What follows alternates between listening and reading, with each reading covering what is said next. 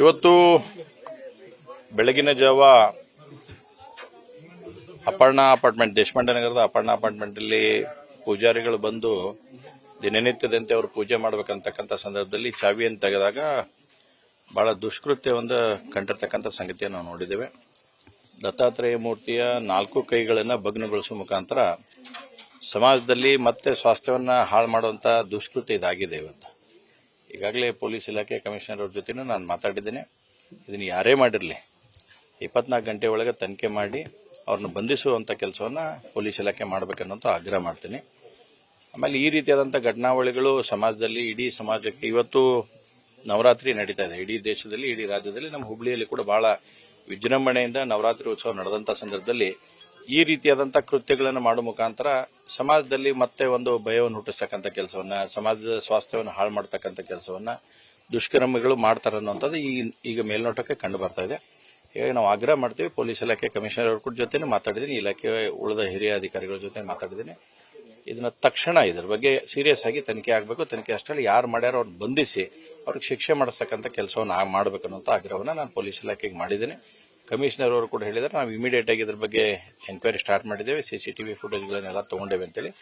ಯಾವುದೇ ಕಾರಣಕ್ಕೂ ಅಪರಾಧಿಯನ್ನು ಬಂಧಿಸಬೇಕನ್ನುವಂಥದ್ದು ನಮ್ದು ಆಗ್ರಹ ಇದೆ. ಈಗ ರಜಾ ದಿನ, ಹಿಂದೂ ಹಬ್ಬದ ದಿನಗಳಲ್ಲಿ ರಜಾವನ್ನು ಕಡಿತ ಮಾಡ್ತಾ ಇದ್ದಾರೆ. ಅದು ವಿಶೇಷವಾಗಿ ನವರಾತ್ರಿ ಹಬ್ಬದ ದಿನ ಬಂದಾಗ ಸರ್ಕಾರ ಈ ರೀತಿ ಇಲ್ಲ ಅಂತ ದೃಷ್ಟಿಕೋನ. ನೋಡಿ, ಇವತ್ತು ಕರ್ನಾಟಕದಲ್ಲಿ ಕಾಂಗ್ರೆಸ್ ಪಾರ್ಟಿ ಸರ್ಕಾರಕ್ಕೆ ಬಂದ ಮೇಲೆ ಅಲ್ಪಸಂಖ್ಯಾತ ತುಷ್ಟೀಕರಣ ಹದ್ದು ಮೀರುವಂತ ನಿಟ್ಟಿನಲ್ಲಿ ಆಗಿದೆ. ಅನೇಕ ಸಂದರ್ಭದಲ್ಲಿ ನಾವು ನೋಡಿದ್ದೇವೆ. ಇವತ್ತು ಎಲ್ಲಾ ಹಂತದಲ್ಲಿ ಕೂಡ ಅದನ್ನು ಮಿತಿಮೀರಿ ಹೋಗ್ತಕ್ಕಂಥ ಸಂದರ್ಭದಲ್ಲಿ ಕಾಂಗ್ರೆಸ್ ಪಾರ್ಟಿ ಸರ್ಕಾರ, ಸನ್ಮಾನ್ಯ ಮುಖ್ಯಮಂತ್ರಿಗಳು ಮಾಡ್ತಾ ಇರ್ತಕ್ಕಂಥ ಸಂಗತಿ ನೋಡಿದ್ದೇವೆ.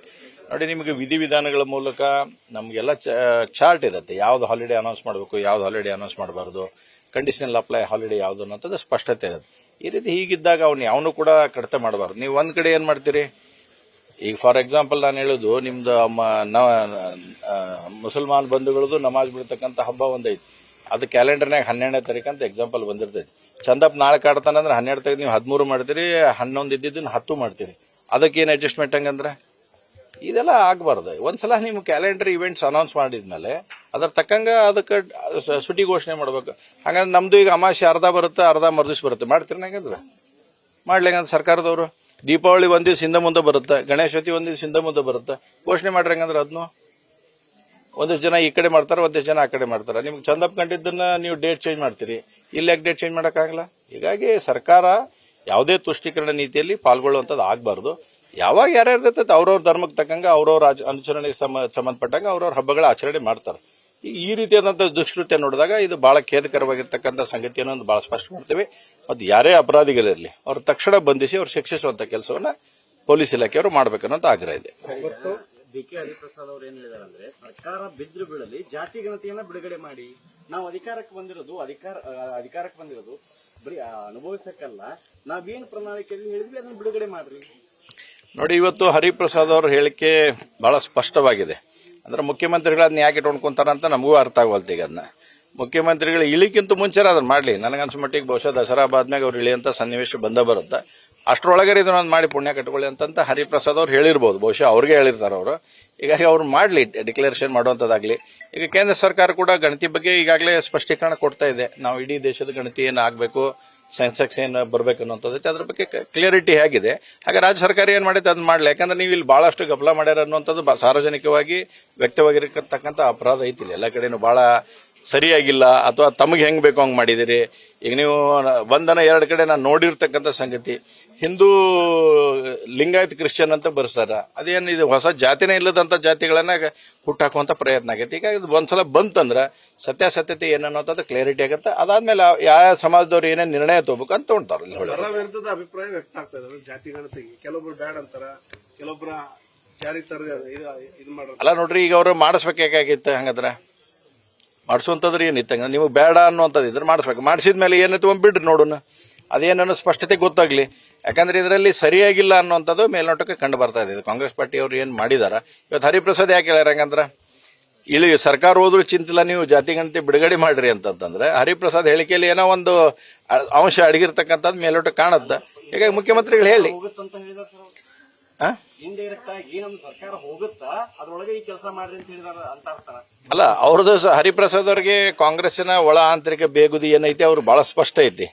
ಅವರು ನಾಯಕರಾಗಿರ್ತಕ್ಕಂಥವ್ರು ಅವ್ರಿಗೆ ಕೊಟ್ಟಿರ್ತಾರೆ ಇನ್ಫಾರ್ಮೇಶನ್ ಅಂತೇಳಿ. ಹೀಗಾಗಿ ಸರ್ಕಾರ ಹೋದ್ರೂ ಚಿಂತೆ ಇಲ್ಲ ಅನ್ನೋಂಥ ಮೂಡ್ನಲ್ಲಿ ಅದಾರ. ಆಮೇಲೆ ಎರಡು ಹಗರಣ, ವಿಶೇಷವಾಗಿ ಮೂಡ ಮತ್ತು ವಾಲ್ಮೀಕಿ ಹಗರಣದಲ್ಲಿ ಸರ್ಕಾರ ಯಾವ ಪ್ರಮಾಣದಲ್ಲಿ ಸಿಲ್ಕ್ ಹಾಕೋಬೇಕು ಆ ಪ್ರಮಾಣದಲ್ಲಿ ಸಿಲ್ಕ್ ಹಾಕೊಂಡೈತಿ.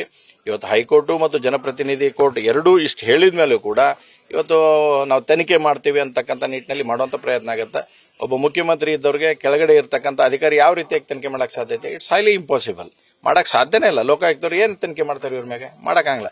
ಲೋಕಾಯುಕ್ತ ಮುಚ್ಚಿದವ್ರು ಯಾರಿದ್ದು? ಇದೇ ಸಿದ್ದರಾಮಯ್ಯನವರು ಮುಚ್ಚಿದ್ರು. ಮುಚ್ಚಿ ಬೇರೆ ತಮಗೆ ಹೆಂಗ್ ಬೇಕೋ ಹಂಗೆ ಸೆಟಪ್ ಮಾಡಿ ಮಾಡಾಕಿದ್ರು. ಬಿಜೆಪಿ ಗೌರ್ಮೆಂಟ್ ಬಂದಾಗ ಒಳ್ಳೆ ಲೋಕಾಯುಕ್ತನ ಸ್ಟ್ರೆಂಥನ್ ಮಾಡ್ತಕ್ಕಂಥ ಕೆಲಸ ಮಾಡ್ತು. ಈಗ ಮುಖ್ಯಮಂತ್ರಿ ವಿರುದ್ಧ ದೂರು ಬಂದಾಗ ಇದನ್ನ ಲೋಕಾಯುಕ್ತರು ಮಾಡಕ್ ಸಾಧ್ಯನೇ ಇಲ್ಲ. ಹೀಗಾಗಿ ಇದನ್ನ ನಾವು ಆಗ್ರಹನೂ ಐತಿ ನಮಗೆ, ಸಿಬಿಐ ಇದನ್ನ ತನಿಖೆ ವಹಿಸ್ರಿ. ನೀವು ಅಷ್ಟು ಸತ್ಯ ಹರಿಶ್ಚಂದ್ರ ಅಂತ ನೀವು ಅನ್ಕೊಂಡಿದ್ರಿ ಅಂತಂದ್ರೆ ಸಿಬಿಐ ತನಿಖೆ ವಹಿಸ್ರಿ. ಸಿಬಿಐ ಈಗಾಗಲೇ ಸ್ಟಾರ್ಟ್ ಆಗ್ತಾ ಇದೆ. ಬಹುಶಃ ಎಲ್ಲಾನು ನೋಡಿದಾಗ ನಿನ್ನೆ ತಮ್ಮೆಲ್ಲ ಮಾಧ್ಯಮಗಳಲ್ಲಿ ನೋಡಿದಾಗ ಎನ್ಕ್ವೈರಿ ಪ್ರಾಬಬ್ಲಿ ಸ್ಟಾರ್ಟ್ ಆಗುವಂತ ಸನ್ನಿವೇಶಗಳು ಕಾಣ್ತಾ ಇದ್ದವು. ಸತ್ಯತೆ ಹೊರಗೆ ಬರುತ್ತೆ. ಮುಖ್ಯಮಂತ್ರಿಗಳು ರಾಜೀನಾಮೆ ಕೊಡೋದು 100% ಶತಸಿದ್ಧ. ಬಿಡುಗಡೆ ಆಗ್ಲಿ ಅಂತ ಸರ್ ನೀವು ಒತ್ತಾಯ ಮಾಡ್ತೀರಿ? ಪಕ್ಷದ ತೀರ್ಮಾನ ಹೇಳ್ತಾರ. ನಾಳೆ ನಮ್ಮ ರಾಜ್ಯಾಧ್ಯಕ್ಷರು ಮತ್ತು ನಮ್ಮ ವಿರೋಧ ಪಕ್ಷ ನಾಯಕರು ಸೇರಿಸಿ ಅದ್ರ ಬಗ್ಗೆ ಸ್ಪಷ್ಟೀಕರಣವನ್ನು ಕೊಡ್ತಾರೆ. ಅದಾದ್ಮೇಲೆ ಉಳಿದಂತ ಸನ್ನಿವೇಶ ಸಿಎಂ ನೋಡಿದ್ರೆ 5 ವರ್ಷ ಇದು ದಸರಾಕ್ಕೆ ಮುಗಿತೈತೆ ಅಂತ, ಅವ್ರು ನೋಡಿದ್ರೆ 5 ವರ್ಷ ನಾನು ಅಂತ ಹೇಳ್ತೀನಿ. ನೋಡ್ರಿ, ಇವತ್ತು 5 ವರ್ಷ ಹೇಳಿರ್ತಕ್ಕಂತ ಅವ್ರ ಬಂಡೆ ಅಂತ ಹೇಳ್ತಾರೆ ಏನೇನೋ ಅದಕ್ಕೆ. ಆ ಬಂಡೆ ಅವರು ಹೇಳ್ಯಾರ ನೆಕ್ಸ್ಟ್ ನಾನಾ ಮುಖ್ಯಮಂತ್ರಿ ಅಂತೇಳಿ. ಸತೀಶ್ ಜಾರಕಿಹೊಳಿ ಅವರು ಮತ್ತು ಅವರ ಇಡೀ ಟೀಮ್ ಆಕ್ಟಿವ್ ಆಗಿ ನೆಕ್ಸ್ಟ್ ಟವಲ್ ಹಾಕುವಂತ ಕೆಲಸ ಮಾಡ್ಯಾರ. MB ಪಾಟೀಲ್ರು ನಾನೇನು ಕಮ್ಮಿ ಇಲ್ಲ ಅಂತ ಹೇಳ್ಯಾರ. RV ದೇಶಪಾಂಡೆ ಅವರು ನನಗೆ ವಯಸ್ಸಾದ್ರು ಕೊಟ್ಟರೆ ನಾ ಮುಖ್ಯಮಂತ್ರಿ ಮಾಡ್ತೀನಿ ಅಂತ ಹೇಳ್ಯಾರ. ಬೆಂಗಳೂರು ಭಾಗದವರು ಇನ್ನು ಉಳಿದವರು ಹೇಳಾಕತ್ತಾರ. ಹೀಗಾಗಿ ಇದರಿಂದ ಸ್ಪಷ್ಟತೆ ಐತಿ. ಯಾರು 5 ವರ್ಷ ಅಂತ ಹೇಳಾಕತ್ತಾರಲ್ಲ ಅವರ ಹೇಳ್ತಾರೆ ಎಲ್ಲರೂ ಕೂಡಿ. 5 ವರ್ಷ ಅಂತ ಹೇಳಿರ್ತಕ್ಕಂಥ ಕಾಂಗ್ರೆಸ್ನಲ್ಲಿ ಏನದಾರ ಅವ್ರು ಅಷ್ಟರು ಕೂಡಿ ಇಳಿಸಾಕ ಏನ್ ಮಾಡಬೇಕು ಅದನ್ನ 100% ಮಾಡಾಕತ್ತಾರ. ಮತ್ತೆ ಇಳಿಸ್ತಾರೆ ಮುಖ್ಯಮಂತ್ರಿ 100ಕ್ಕೆ 100 ಇಳಿಸ್ತಾರೆ. ಈ ವಕ್ಫ್ ಬೋರ್ಡ್ ತಿದ್ದುಪಡಿ ವಿರೋಧಿಸಿ ಇದೇ ರಾಷ್ಟ್ರದಲ್ಲಿ ಮೊದಲ ಬಾರಿಗೆ ಹುಬ್ಬಳ್ಳಿಯಲ್ಲಿ ಒಂದು ಮೀಟಿಂಗ್ ಆಗ್ತಾ ಇದೆ. ಎಲ್ಲ ಎಕ್ಸ್ಪರ್ಟ್ಸ್ ವಕೀಲರೆಲ್ಲ ಈ ವಕ್ಫ್ ಬೋರ್ಡ್ ತಿದ್ದುಪಡಿ ವಿರೋಧಿಸಬೇಕು ಮತ್ತು ರಾಹುಲ್ ಗಾಂಧಿ ನೇತೃತ್ವದಲ್ಲಿ ಹೋರಾಟ ಮಾಡಲಿಕ್ಕೆ ಅಂತ ಹೇಳಿದ್ರು. ನೋಡ್ರಿ, ರಾಹುಲ್ ಗಾಂಧಿಗೆ ಒಂದು ಬಹಳ ಸ್ಪಷ್ಟವಾಗಿ ನಾನು ಹೇಳಕ್ ಇಚ್ಛೆ ಪಡ್ತೀನಿ. ಯಾವ್ದೇನ್ ಮಾಡ್ಬೇಕು ಅದನ್ನು ಮಾಡ್ರಿ. ವಕ್ಫ್ ಬೋರ್ಡ್ ಇನ್ನೊಂದು ಬಿಟ್ಬಿಡ್ರಿ. ದೇಶದ ಹಿತದೃಷ್ಟಿಯಿಂದ ದೇಶದ ಬಗ್ಗೆ ಒಬ್ಬ ರಾಜ್ಯದ ನೀವು ಕಾಂಗ್ರೆಸ್ ಪಾರ್ಟಿಯ ನಾಯಕರಾಗಿ ವಿದೇಶದಲ್ಲಿ ಹೋಗಿ ಭಾರತದ ಬಗ್ಗೆ ನೀವು ಅವಹೇಳನಕಾರಿ ಮಾತಾಡ್ತೀರಿ. ನಿಮ್ದೇನೈತೆ ನೈತಿಕತೆ ಬಗ್ಗೆ? ಹಂಗಂದ್ರೆ ನಿಮ್ ಕಾಂಗ್ರೆಸ್ಗೆ ನೈತಿಕತೆ ಇಲ್ಲ ಅನ್ನೋಂಥದ್ದು ಬಹಳ ಸ್ಪಷ್ಟ ಆಗುತ್ತೆ. ದೇಶದ ಬಗ್ಗೆ ನಾವು ಬೇರೆ ಒಂದು ಹಿಂದಿಂದ ಎಕ್ಸಾಂಪಲ್ ಕೊಡಕ್ಕೆ ಹೇಳಕ್ ಇಚ್ಛೆ ಪಡ್ತೇನೆ ನಿಮಗೆ. ಹಿಂದ ಅಟಲ್ ಬಿಹಾರಿ ವಾಜಪೇಯಿ ಅವರು ಈ ದೇಶದ ನಾಯಕರಾಗಿರ್ತಕ್ಕಂಥ ಸಂದರ್ಭದಲ್ಲಿ ಬಾಂಗ್ಲಾದೇಶದ ಯುದ್ಧ ನಡೆದಾಗ ಇಂದಿರಾ ಗಾಂಧಿ ಅವ್ರನ್ನ ಏನಂತ ಹೇಳಿದ್ರು? ಏನು ಹೋಗಿ ಬೈದ್ರು? ಅವ್ರು ಎಲ್ಲರೂ ಪಾಕಿಸ್ತಾನದಾಗ ಹೋಗಿ ಬೈದ್ರು, ಅಮೆರಿಕದಾಗ ಹೋಗಿ ಬಂದ್ರು. ದುರ್ಗಾ ಮಾತೆಯಾಗಿ ನೀನು ಹೋರಾಡೋ, ನಿನ್ ಜೊತೆ ನಾವು ಇರ್ತೇವೆ ಅಂತಕ್ಕಂಥ ಸಂದೇಶ ಕೊಟ್ಟಿರ್ತಕ್ಕಂಥ ಪಾರ್ಟಿ ಭಾರತೀಯ ಜನತಾ ಪಾರ್ಟಿ ಮತ್ತು ಅಟಲ್ ಬಿಹಾರಿ ವಾಜಪೇಯಿ ಅವರು. ಇವತ್ತು ರಾಹುಲ್ ಗಾಂಧಿ ಅವ್ರು ಏನ್ ಮಾಡ್ತಾರ? ಅಮೆರಿಕದಾಗ ಹೋಗಿ ಭಾರತದ ಬಗ್ಗೆ ಟೀಕೆ ಟಿಪ್ಪಣಿಗಳೇನು ಮಾಡುವಂಥದ್ದು ಮಾಡ್ತೀರಿ? ನಿಮಗಿಲ್ಲಿ ಚುನಾವಣೆ ಒಳಗೆ ಗೆಲ್ಲಾಕ್ ರೆಡಿ ಇಲ್ಲ. ನಿಮಗೆ ಚುನಾವಣೆ ಒಳಗೆ ಎಲ್ಲಾ ನಿಮ್ಮ ಇಂಡಿ ಗಠಬಂಧನ ಕುಡಿದ್ರು ಭಾರತೀಯ ಜನತಾ ಪಾರ್ಟಿ ಅಷ್ಟು ಸೀಟ್ ತಗೊಳಕ್ ನಿಮ್ಗೆ ಆಗಂಗಿಲ್ಲ. ಆದ್ರೆ ನೀವು ಟೀಕೆ ಮಾಡೋದೇನೈತಿ? ಒಂದು ವಿರೋಧ ಪಕ್ಷ ಆಗಿದ್ರೆ ರಚನಾತ್ಮಕವಾಗಿರ್ತಕ್ಕಂಥ ಹೋರಾಟ ಮಾಡಬೇಕಂತ ಅಧಿಕಾರ ನಿಮ್ಗೆ ಜನ ಕೊಟ್ಟಾರ. ಅದ್ರ ಬಗ್ಗೆ ಮಾಡ್ರಿ. ನಾವು ಕರ್ನಾಟಕದಲ್ಲಿ ಮಾಡಾಕತ್ತೇವೆ. ಇಲ್ಲಿಗೆ ನಿಮಗೆ ರಚನಾತ್ಮಕವಾಗಿ ಏನ್ ಹೋರಾಟ ಮಾಡಬೇಕು ನಾವು ಮಾಡಾಕತ್ತೇವಿ. ಪಾದಯಾತ್ರೆ ಮಾಡಿದ್ವಿ. ನಿಮ್ ಬಗ್ಗೆ ಸತ್ಯಾಸತ್ಯತೆ ಏನೈತಿ ಜನರ ಮುಂದೆ ಇಡತಕ್ಕಂಥದ್ದು ಮಾಡೋದು ನೀವು ಮಾಡ್ರಿ. ಹಂಗದ್ ನೋಡೋಣ. 11 ವರ್ಷದ ನರೇಂದ್ರ ಮೋದಿ ಅವರ ಆಡಳಿತ ಒಂದು ಕಪ್ಪು ಚುಕ್ಕಿಲ್ಲದ ರೀತಿಯಲ್ಲಿ ಹೋಗ್ತಕ್ಕಂಥ ಸಂದರ್ಭದಲ್ಲಿ ಇವ್ರಿಗೆ ಏನೂ ಇಲ್ಲ ಹೇಳಕ್ ಇವತ್ತ. ಯಾಕಂದ್ರೆ ಜಗತ್ತ ಒಪ್ಕೊಂಡಾಗತ್ತೆ ನರೇಂದ್ರ ಮೋದಿಯನ್ನ ಜಗತ್ತಿನ ನಾಯಕ ಅಂತೇಳಿ. ಭಾರತದ ನಾಯಕ ಅಲ್ಲ, ಜಗತ್ತಿನ ನಾಯಕ ಅಂತ ಒಪ್ಕೊಂಡಾಗತ್ತಾರ. ರಷ್ಯಾ ಯುಕ್ರೇನ್ ಯುದ್ಧ ನಡೆದಾಗ ಇವತ್ತು ಯಾರು ಕರೆಯಾಕತ್ತಾರ? ಇಡೀ ಜಗತ್ತು ಹೇಳಾಕತ್ತೈತಿ ನರೇಂದ್ರ ಮೋದಿ ಅವರ ನಾಯಕತ್ವ ಬೇಕಂತೇಳಿ. ಈ ರೀತಿಯಾಗಿ ರಾಹುಲ್ ಗಾಂಧಿ ಅವರು ವಕ್ಸ್ ಬಗ್ಗೆ ಆಗ್ಲಿ ಇನ್ನಿತರ ಆಗ್ಲಿ ಈ ರೀತಿ ಮಾಡಂಗಿಲ್ಲ. ಬಿಟ್ಬಿಡ್ರಿ. ತುಷ್ಟೀಕರಣದ ಒಂದು ಲಿಮಿಟೇಷನ್ ಅನ್ನುವಂಥದ್ದು ಇರುತ್ತೆ. ಆ ಲಿಮಿಟೇಷನ್ ಕ್ರಾಸ್ ಆದ್ರೆ ಜನ ನಿಮಗೆ ಸರಿಯಾದಂತ ಪಾಠ ಕಲಿಸ್ತಾರೆ. ನ್ಯೂಸ್ ಫಸ್ಟ್ ನಿರ್ಭೀತಿಯಿಂದ ನಿಮ್ಮ ಪರವಾಗಿ.